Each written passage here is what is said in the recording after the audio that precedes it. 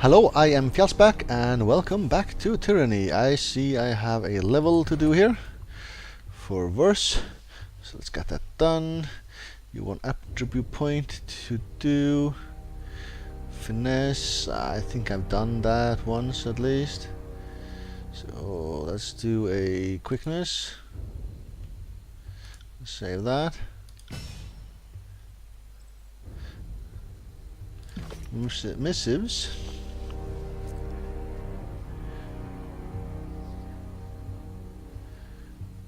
Tarkus area event trigger. May the edict claim your worthless life. What does this mean? We're not completely without our senses. We knew Kairos would issue an edict to our valley. Perhaps the Overlord has a sixth sense of humor, but I can assure you I laughed when I learned the death sentence doomed the Oathbreaker and Puppet equally. I had such a low expectation for the servant of the so-called Archon of Justice. Tunon seems little more than a passive stooge that sits on the throne, legitimizes the carnage and plunder of the other Archons. The face of prosperity that lets Kairos claim one thing while being another. I would have hoped you actually did serve justice, the notion, not the Archon. But your actions have said otherwise. At least I thank you for proving my cynicism entirely warranted.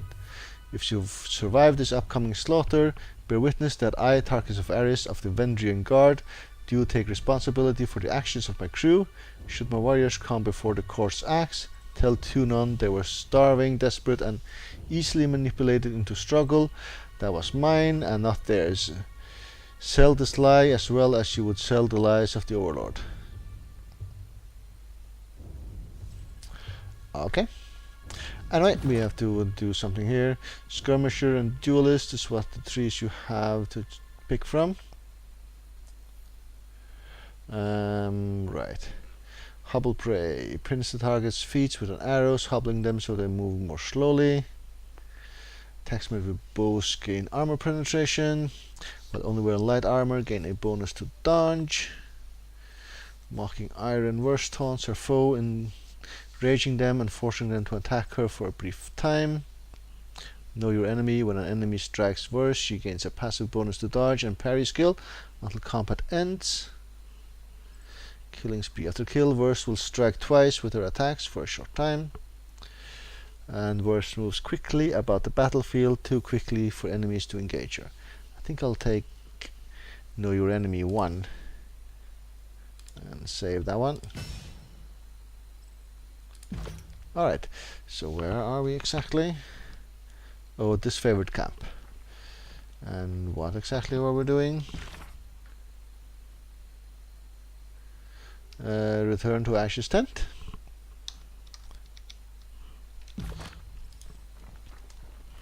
And we've picked the entire party, I guess. Ash's tent is here. Can I click there? Yes, I can. I see. And we are moving towards that particular tent.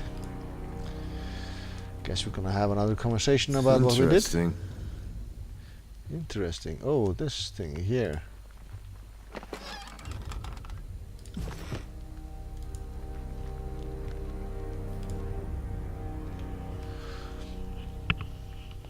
Right, head into the tent and speak to Ash. Graven Ash. You won't give this Orburgers enough credit. Even beasts begin to see the patterns in your simpleton. Okay, they're again at it.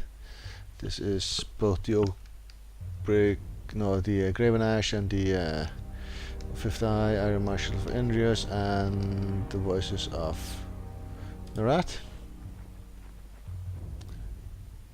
How can we trust your rabble not to turn at this last moment? How many of your conscripts have family bonds to the Vendrian Guard? It is decided. The disfavored will take the vanguard of the assault. It is the only way to assure success before the edict comes to pass. Oh, squabble, squabble, squabble. Oh you're so young. We can forgive you for being stupid. Without your Archon of Stone to bring down those walls, you're out of your element. Only the chorus has the numbers required to swarm the walls from all sides. We will lead the vanguard of this battle. You really want to lead the vanguard? Vanguard probably loses the most men. The best the chorus could accomplish would be leaving a ramp-shaped pile of corpses propped up against the walls for my warriors to use. Their fortifications are not a concern. Even understaffed, my Earthshakers could breach the masonry in short order. Another brilliant idea. Cairn's cult is, we're sure, every bit as trustworthy and sane as the late Archon of Stone himself. You did notice the spire at the center of the citadel? Hard to miss it, being only the tallest thing on the horizon and such. Certainly your Earth mages won't do anything stupid like, say, breaking the spire's foundation? What could possibly go wrong? I trust them more than I trust your circus of rapists, sellswords, and turncoat tearsmen. Tunon's Fatebinder has arrived. Alright.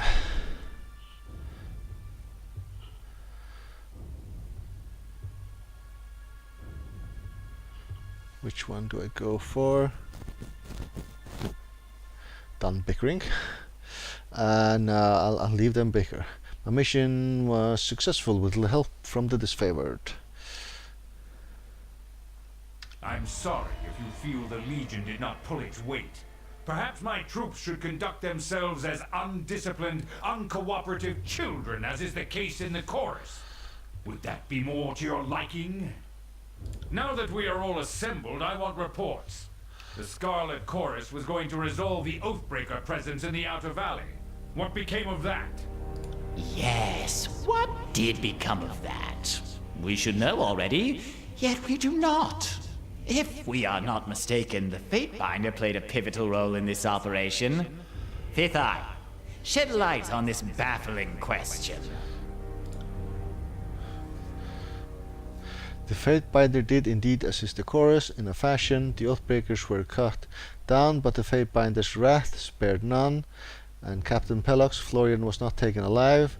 Much to our disappointment, the Fatebinder seems to have applied disfavored justice to Forlan. Such a waste. And look what showing them mercy has done for us. My scouts report seeing chorus thugs fleeing your camp, defecting back to the enemy. They are abusing your mercy, and you either don't notice or don't care. The former is negligence, the latter is treachery. Well, I was asked to lend a warrior's hand and did just that, be grateful or be silent. I disagree, he would have made a perfect captive, but he was a raging zealot with a death wish. Capture wasn't an option. They're Oathbreakers, they've abused our mercy once before, and we are idiots to think if that'll change. I was asked to lend a warrior's hand and did just that, be grateful or be silent. I guess I'll go with that one. Iron Marshal, I understand we've established a foothold across the Matani. Report. Securing the Matani was a gruesome affair. An agent of the School of Tides still lives, and the river was turned against us. Despite our losses, the day ended in success at Echo Call Crossing, though victory came at a great cost. Wrath. When it came to the secure the nearby Echo Call village, there was a discerning controversy. The villagers had been stashing iron weaponry, no doubt stolen from our supply lines. Commander Antio wished to burn the village, but the chorus disagreed, and the Fatebinder backed their claim. I see. A few of them got away, but their leader, Captain Magani Symbol, did not. Our spies tell us she was the one of the founding members of this insurrection. Her death will no doubt dishearten the Oathbreakers. One less noble scion of Apex with delusions of relevance. Good riddance. Have we forgotten why we marched south in the first place? Are we to rule over a sea of corpses? Have you any idea how difficult it is to tax dead people? Your treatment of the locals is short-sighted. We alone follow the commandments of the Overlord. Oh god, they're both so annoying.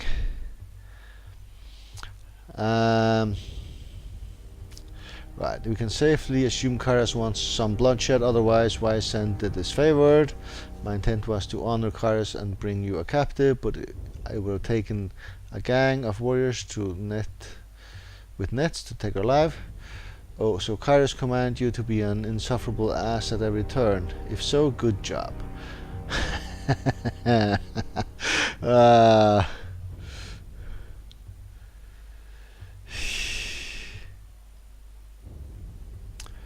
I don't know. All these answers are a bit tricky, I think. But anyway, I think I'll go with number 3 here. Oh, if our mannerisms offend your sensibilities, dear Fatebinder, then good. We do not want or need your love. Kairos' Day of Swords approaches, and our allies in the disfavored and the court refuse to work with us. There is clearly only one reason for this. Graven Ash and Tunon have allied against us. You conspire to rob us of our deserved glory.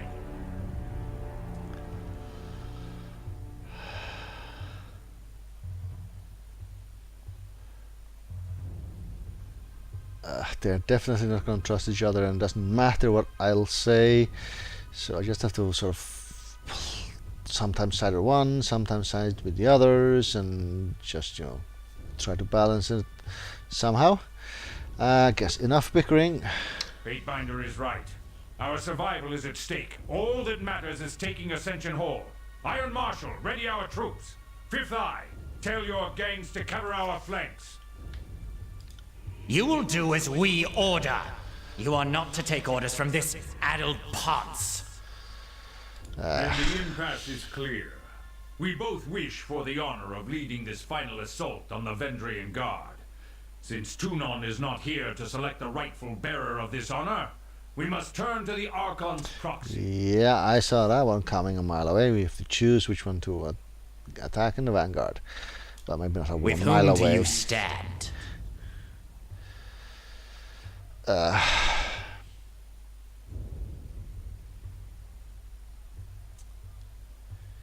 Lead who'll be the Vanguard and charging this guys?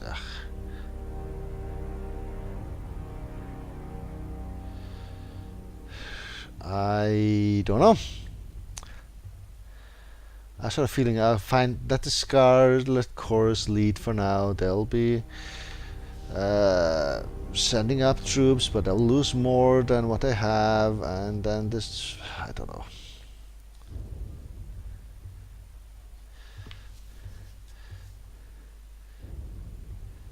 Fine, Scarlet Chorus, you can get the job here. The madman and his rabble? I am shocked. I counted you amongst our allies, and your name was held in some regard amongst my troops. This is just a citadel. You get more important jobs. So be it. I will add another name to our record of hate. Out of respect for the Blue Flag troops, I won't have you slain where you stand. If you leave my camp and don't look back. Right. A wise choice. The Scarlet Chorus will be honored to silence the last of the Vendrian Guard insult. Graven Ash, we hereby order you to stand down and remain here at camp until we have secured the Citadel. Right. I expect you to lose a fair amount of troops, so that is my reasoning. If the chorus leads the charge, they will fail. I will not sit idly by while the edict claims my legion. The disfavored will carve a path to the Citadel on our own, if that's what it takes. All right.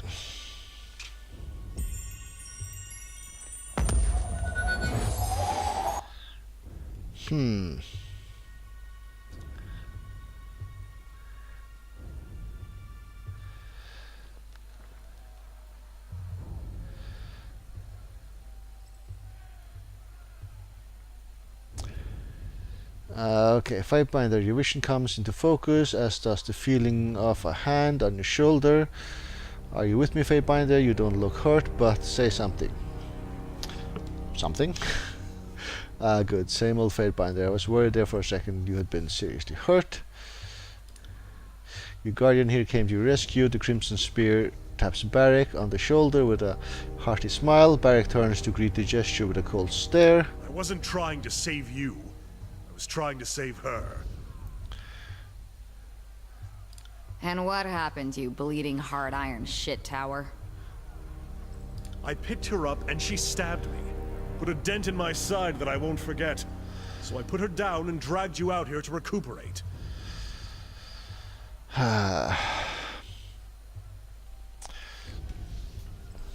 What is it with you two? This is no time to narrate our life stories. If the edict comes crashing down on our heads, none of it will matter anyway. That is true. On that note, better to leave now while we're well parted. You've made your allegiances clear. I hope you serve a good long term with the Scarlet Chorus, and that we never meet on the wrong side of the battlefield.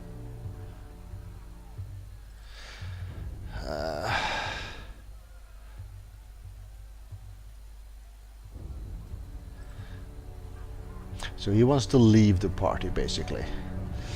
I needed to make a decision, and I sided with the army that has the numbers. You are too quick to label me an enemy. It isn't about choosing sides, it's about resolving the edict. Stay with me as my deputy, at least that long, then I'll release you from your service. Thank you for your service. Gravenash protects.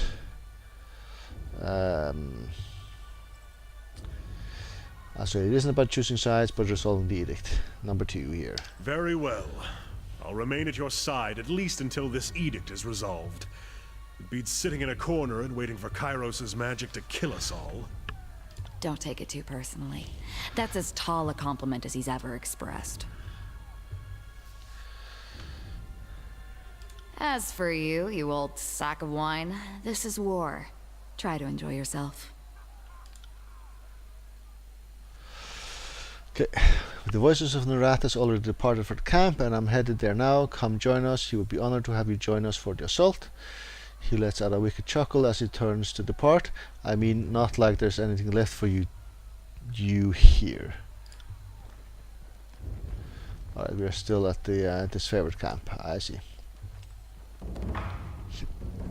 Assault the Citadel as a new quest.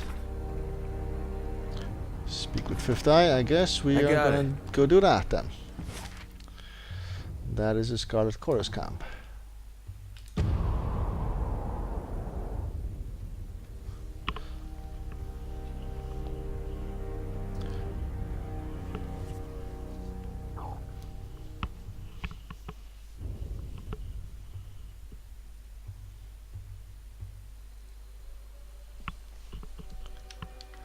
So, Death Knell, Syrian Rag, do I see the Fifth Eye here somewhere?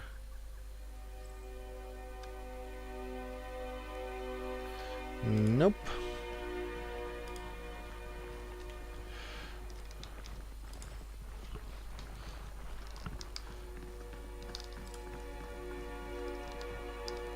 Oh, there you are.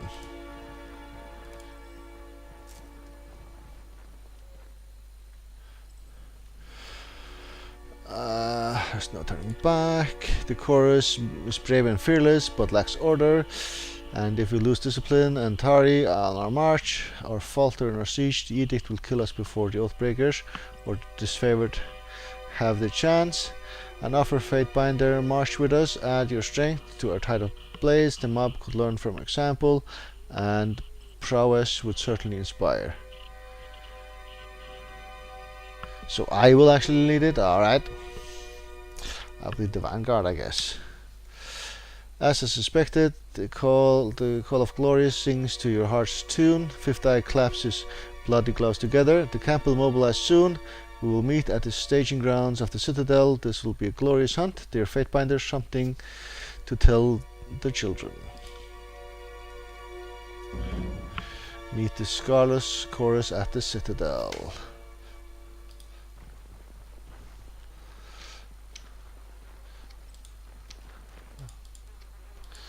Alright, at the Citadel. So is there a world map here somewhere? Yeah, there's a world map. That is the citadel. I see. And how do I get out of the world map? Like so. That was easy.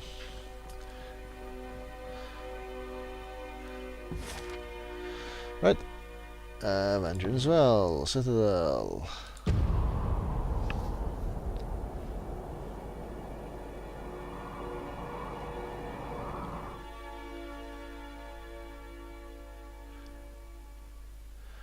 According to that clock that ran around, this became morning. Just after 8. Fifth Eye is just ahead, cavorting with some blood chanters to the east. Alright.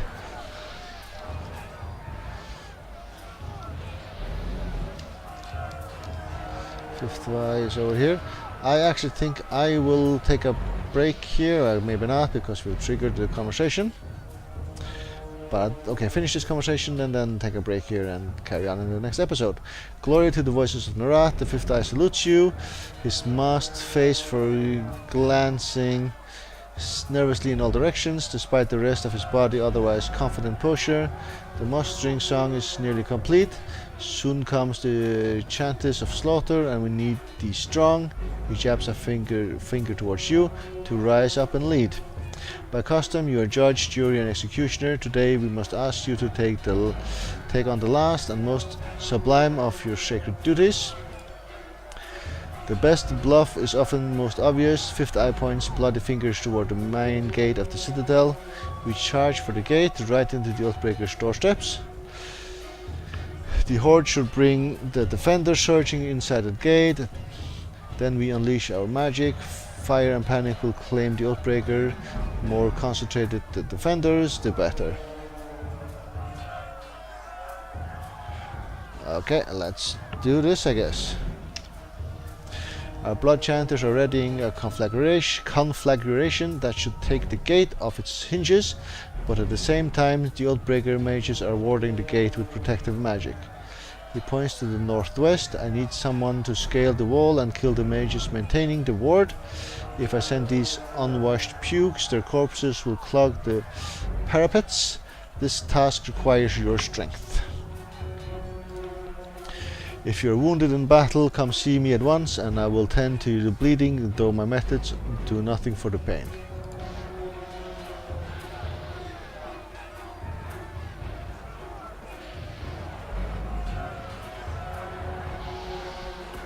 Right, find a way over the west wall. Right, I will actually take a break here and carry on in the next episode. Thank you very much for watching.